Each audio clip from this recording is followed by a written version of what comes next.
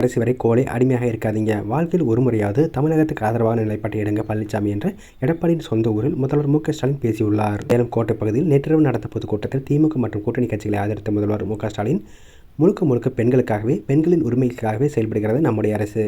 நான் உறுதியாக சொல்கிறேன், இந்த முத்துவேல் கருணாநிதி ஸ்டாலின் ஆட்சி எப்போதும் பெண்களின் நலனுக்கான ஆட்சி. நம்மை பார்த்து பெண்களுக்கான இடஒதுக்கீடு வரும் நேரத்தில் ஏதோ சதி செய்கிறார்கள். திமுகவுக்கு பிடிக்கவில்லை என பழனிசாமி பேசியிருக்கிறார். 33% இடஒதுக்கீடு என்றால் என்ன என்பது பழனிசாமிக்கு தெரியும் முன்பே உள்ளாட்சிகளில் அதை செயல்படுத்தியவர் நம்முடைய தலைவர் கலைஞர். இப்போது அதை 50 விழுக்காடாக நடைமுறைப்படுத்தியவன் தான் உங்கள் முன்னால் நிற்கும் இந்த ஸ்டாலின். சட்டமன்றம், நாடாளுமன்றத்தில் பெண்களுக்கு 33 விழுக்காடு வேண்டும் என்று பல ஆண்டுகள் காலமாக திமுக போராடி வருகிறது.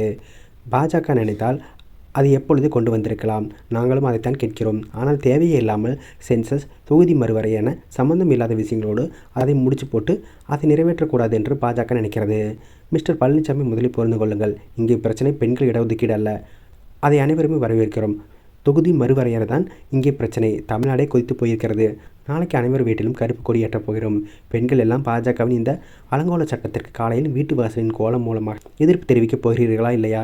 ஆமாம், இது அரசியல் வேறுபாடுகளுக்கு இடமே இல்லை. ஒட்டுமொத்த தமிழ்நாட்டையும் ஆபத்து சூழ்ந்திருக்கிறது. எடப்பாடி அவர்களை கடைசி வரை கோலையாக அடிமையாக இருந்தால் தமிழ்நாட்டின் களங்கமாகத்தான் வரலாற்றில் நீங்கள் நினைவு கூறப்படுவீர்கள். இது வரலாறு உங்களுக்கு கொடுத்திருக்கும் கடைசி வாய்ப்பு. ஒரே ஒரு முறையாவது பாஜகவை எதிர்த்து தைரியமாக பேசுங்கள். பக்கத்தில் இருக்கும் கேரளா, தெலுங்கானா, கர்நாடகா போன்ற மாநிலங்களுக்கு கூட அவர்கள் மாநில உரிமைகளுக்காக குரல் கொடுக்கிறார்கள். கட்சி வேறுபாடுகளை மறந்து ஒரே குரலில் பேசுகிறார்கள். நீங்கள் தமிழன் தானா? தமிழனாக இருந்துவிட்டு தமிழ்நாட்டுக்கு இப்படி துரோகம் செய்யலாமா? உங்கள் துரோகங்களுக்கு தண்டனை மே 4 அன்று கிடைக்கத்தான் போகிறது என்று பேசியுள்ளார்.